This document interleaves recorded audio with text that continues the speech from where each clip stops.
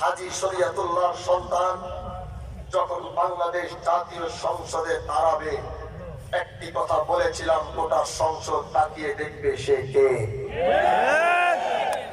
ইনশাআল্লাহ গোটা বাংলাদেশ দেখবে, বিরোধী দল হোক আর দলীয় প্রধান হোক, তারা দেখবে যে এই কথা কাকে বলে। তার সূত্র টান দিতে গিয়ে দেখবে ব্রিটিশ বিরোধী আন্দোলনের অগ্রনায়কের সন্তান তারা। আমরা শুধু শিবচর নিয়ে কথা বলতে চাই না, আমরা গোটা বাংলাদেশের পক্ষে কথা বলবো, আমরা গোটা বাংলাদেশের মুসলিমদের পক্ষে কথা বলবো। আমরা সেইভাবে সেই জাতীয় সংসদ থেকে আমাদের কথার কারণে হয়তো মাননীয় স্পিকার বারবার সুইচ বন্ধ করে দিবে, তো আল্লাহ যে গলা দিছে এই গলা স্পিকারের মাইক লাগবে না,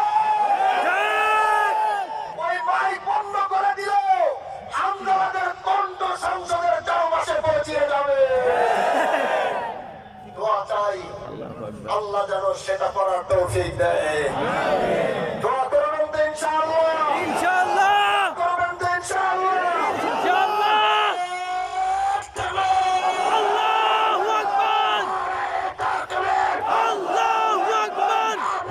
সংগ্রাম সংগ্রাম, রাজপথ রাজপথ, আজাদি আজাদি, জিন্দাবাদ জিন্দাবাদ,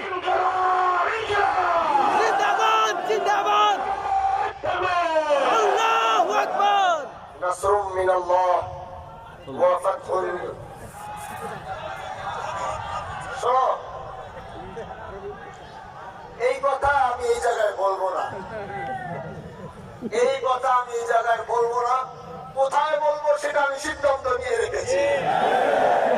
এখানে বললে কোনো কাজ হবে না, এখানে বললে আমার এই কথা বাংলার চারপাশে পৌঁছাবে না।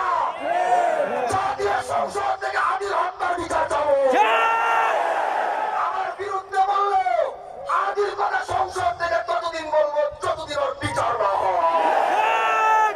নাসরুম মিনাল্লাহ ওয়া ফাতহুন করিম ওয়া বাশশিরিল মুমিনিন। আসসালামু আলাইকুম ওয়া রাহমাতুল্লাহি ওয়া বারাকাতুহু। ওয়া আলাইকুম আসসালাম ওয়া রাহমাতুল্লাহ। সম্মানিত হাজিরিন,